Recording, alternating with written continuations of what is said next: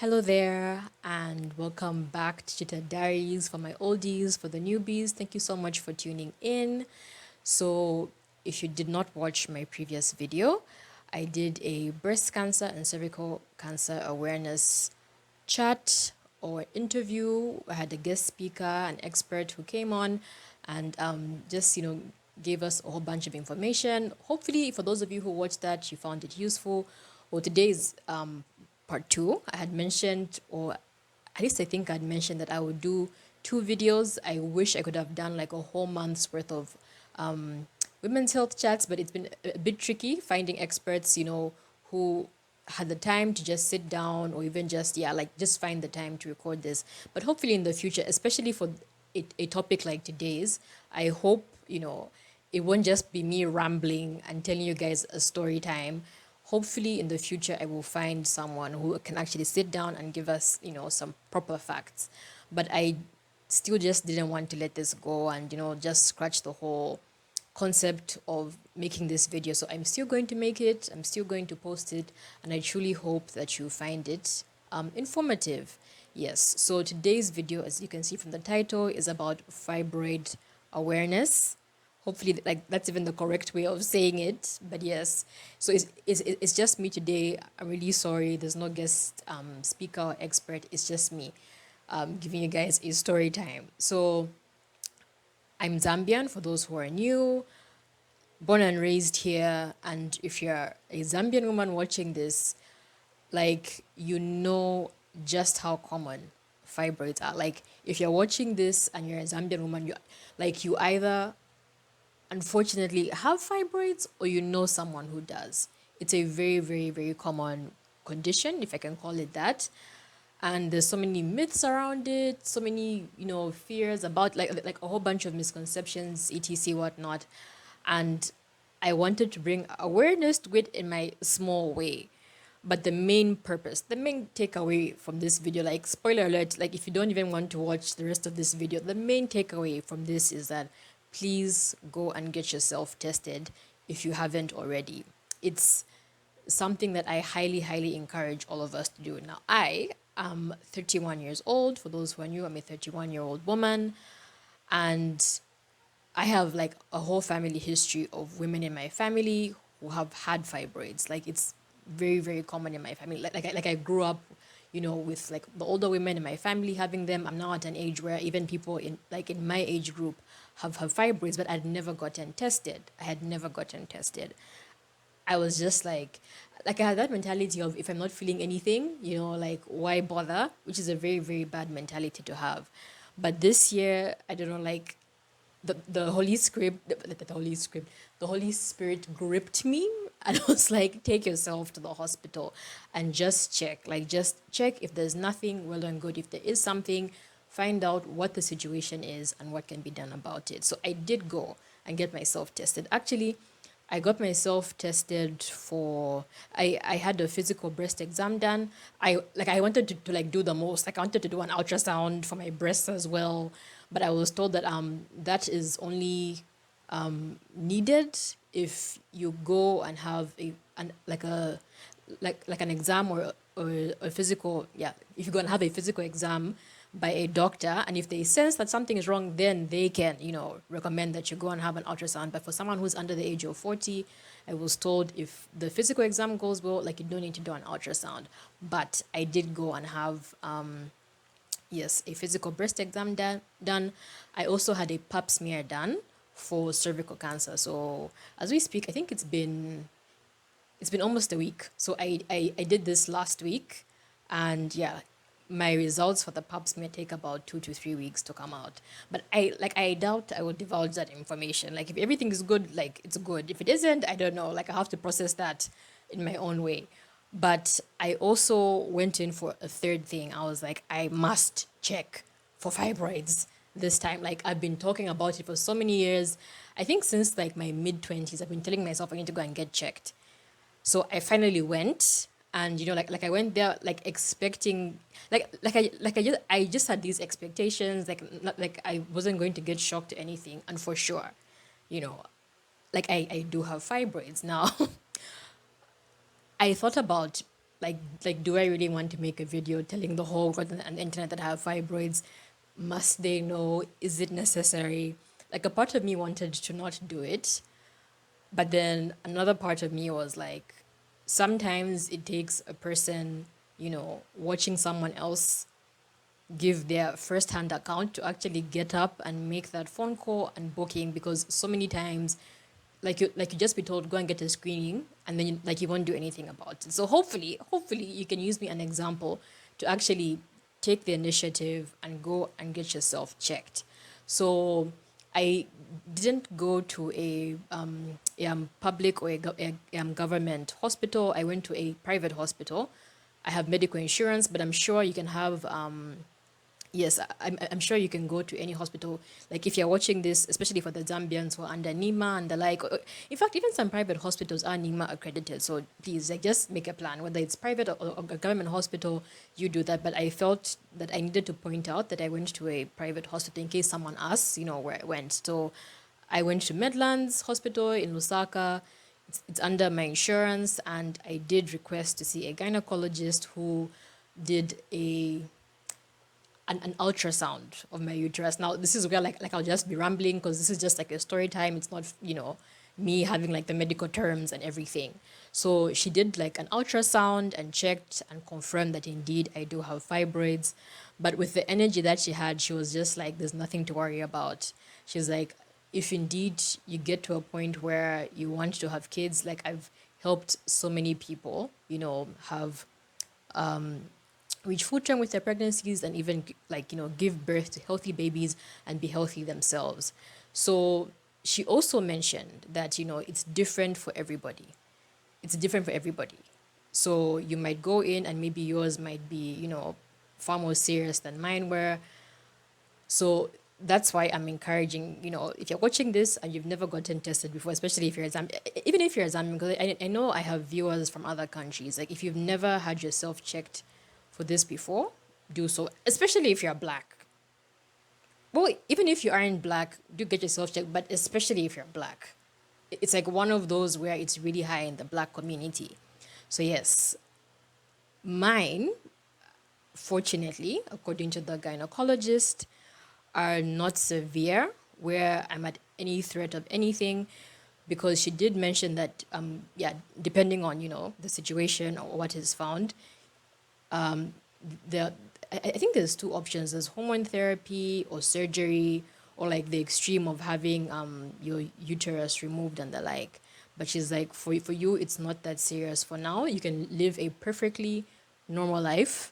Okay, if you decide to have kids one day, you can do so, but the most that I have to do with the ones that were found in my situation is just to monitor them. So at first I was told I should just go back, once a year. But when I mentioned my family history, she was like, okay, come, like, let's do every 6 months, just to monitor the situation and see what it is. So I'm no expert here. I don't want to be quoted. But from my personal consultation and the like, I think there's three types of uterine fibroids. I think there's the one that there's those that are within, like inside the uterus. Again, don't quote me.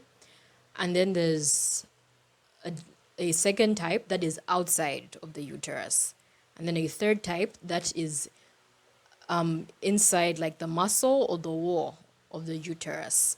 So the ones I have, so like the big one that I have is outside of the uterus, and then I have two medium sized ish ones that are in the wall, like along the muscle wall. So it's not inside.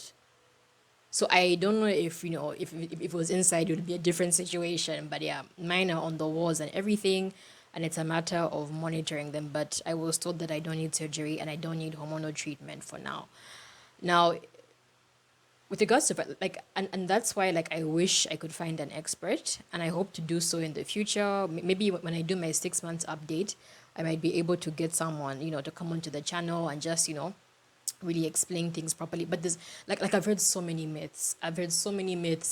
I've heard people say if you have a vacant womb, like you're at risk of getting fibroids. So by vacant womb, it's like like you never had kids before, and I'm 31, so that could be. I've heard that could be a reason. I've also heard about symptoms, like if you have really really heavy periods, if you have painful periods, if you have painful intercourse, like all of that, like all of that could be signs that you have fibroids and the like. So for me, and for my oldies, some of you might have remembered that brief time I did a vegan challenge in 2020 during the pandemic when we were all just surviving and doing all sorts of things. I decided to go on a vegan challenge for 1 month. That was 2020 October.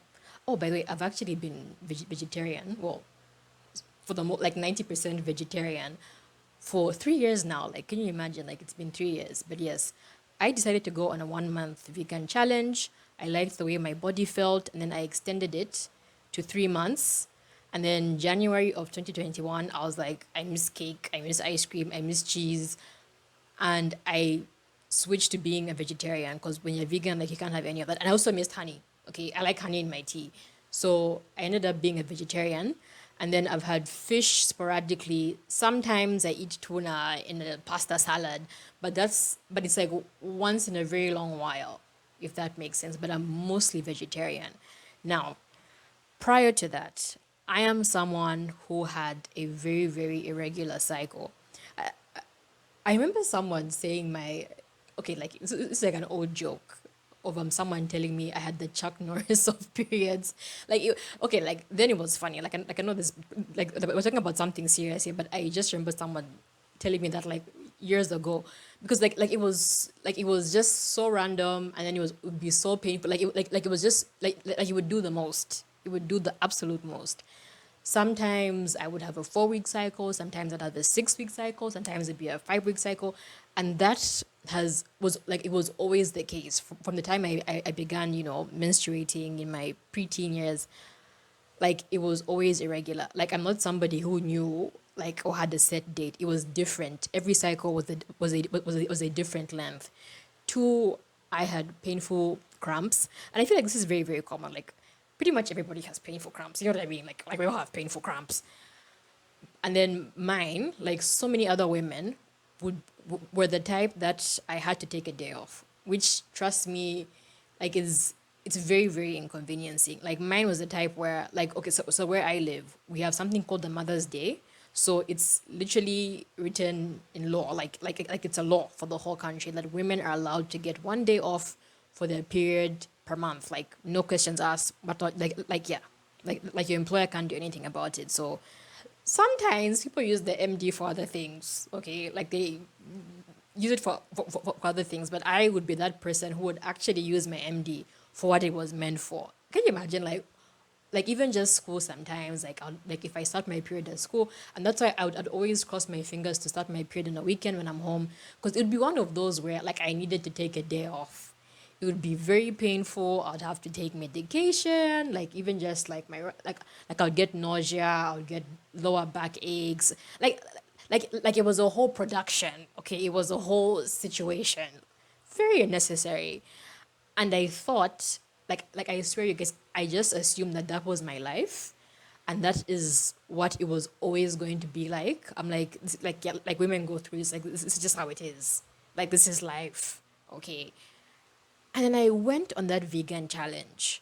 I went on that vegan challenge, and after the 3 months elapsed, even when I moved on to being vegetarian, you guys, like literally month two, so like 2 months in, I remember getting my period, and I was like, "Oh, here we go!" Like it was during like a work day. Like I have to take a day off, and then like 1 hour passed, 2 hours passed. Like I wasn't feeling any pain.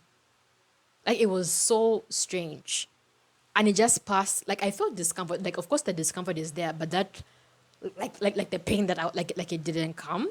Next thing, my cycle now became regular. So it wasn't like on the dot 28 days for some people. Now like it's like roughly a month, like give or take 1 or 2 days, but that's like far more regular than I experienced. And the only thing that changed, you guys, was my diet. The only thing that I could point at as a reason why, my cycle all of a sudden became regular was my diet. And I know I was talking about fibroids. Sorry, I've gone off on a whole tangent, but let me just slot this in, because I've never really done like a full update about what it's been like being vegetarian here on YouTube, because nobody cared about those vegan videos. Like they flopped. So like I moved on. I was like, nobody wants to know. But since we're here and I have your attention, let me just tell you, you guys, there've been so many other benefits that have come along. Like it's deep. And the only thing I can point at that changed was my vegetarian diet. And for a long time, I've always suspected I had some sort of hormonal imbalance. I never got checked for it, but I used to deal with a lot of like psychological issues, like like I would experience, melancholy. Like that's the cute word I'll use here. I'd experience a lot of melancholy throughout my teen years, throughout my 20s. Like it was rough. Like I would go through very, very dark, phases mentally. But when I like I swear you guys, like the last 2 to 3 years, I have been a different person. I don't know where this peace of mind has come from, this calmness. Of course, it's not 100%, but it's definitely better. Like the thoughts that I used to have, the way I used to feel before, I have not felt like that in a long time. Because then it was like very consistent and like here it's like nowadays it's like once in a while, and again like the only thing I can point at that was different was my diet. So I'm just like, just the fact that I had irregular periods in itself, like again, that's self-diagnosed. I'm guessing. I'm guessing I had a hormonal imbalance that also affected my mood swings and just all of that. I'm a far better person. Like I'm still dramatic. I'm still dramatic, but I'm a better person, with the way I feel. Yeah. So, anyways, during my consultation, I was asked, like prior to us even doing the test, because I mentioned the whole family history, how I suspected, like it's highly likely I have fibroids as well. She asked about what type of period that I had, and I was like, in the past, okay, it'll be very painful, it'll be very irregular, but for some reason, when I went vegetarian, things changed and fixed themselves. Now, I'm not saying go vegetarian and it work for you. Maybe it just worked for me, like who knows? But the reason why I've brought up the vegetarian diet is that I'm wondering what the situation would have been like if I had gone prior to being vegetarian, or if I hadn't, gone vegetarian and I still had the painful and regular cycles. Would I have had more fibroids? Would they have been bigger? Like I have all these assumptions in my head. I'm like, did the past 3 years of eating vegetarian maybe shrink? So like I don't know. Like I don't know you guys, and that's why I need an expert to come and just let me know. Yeah, because it was a very quick doctor's visit that I had. But I asked a few questions, but it wasn't very comprehensive or extensive. So yeah, that's my current situation. Like I had mentioned, I was told to not panic. I wasn't even panicking, but like when I went in, I was ready to hear anything. Like I went in ready to hear absolutely anything because of my family history. But when I was told that even though I had them, everything was okay, I was like, good. But she did say for others, okay, it's more serious and maybe other, treatment has to be brought, like actual treatment has to be brought in. And that's why I want to make this video, you guys. Like, you're better off knowing if you have nothing or if you have them, what, types that you have and the condition that you have, especially if you're someone who is planning on reproducing or having kids. It's very, very important. I had been taking it for granted, you guys. If there's anyone who's watching this who's a fan of You Love Megs, she did her videos back in 2018 and 2019. Like, I remember sitting in my bed watching those videos, panicked, saying, oh my gosh, I need to go. I didn't go, okay? I didn't get off of my butt. Don't be like me, okay? When I watch that video, hopefully you will be a better person than I am if you watch this video and get yourself tested. Go and see a gynae, ask for an ultrasound to check for fibroids, and just, find out what your situation is. You're better off knowing. You're better off knowing, guys. Honestly, truly. So yeah, that's what this video is about. I don't want to make it too long because it's just me rambling. Like, I'm not even spitting any facts here. It's just me rambling. But yes, thank you so much for watching this video. And I will see you in the next one. I'm closing off October with these two women's health chats. Yes. So thank you so much for watching. Next month will be a completely different vibe. But yeah, these two videos were serious. They're important. I hope you take them seriously as well. And yes, guys, get tested. Go and get yourself tested. I beg of you. Go and get yourself checked. Go and get yourself screened. I don't know what the term is. I'm appealing.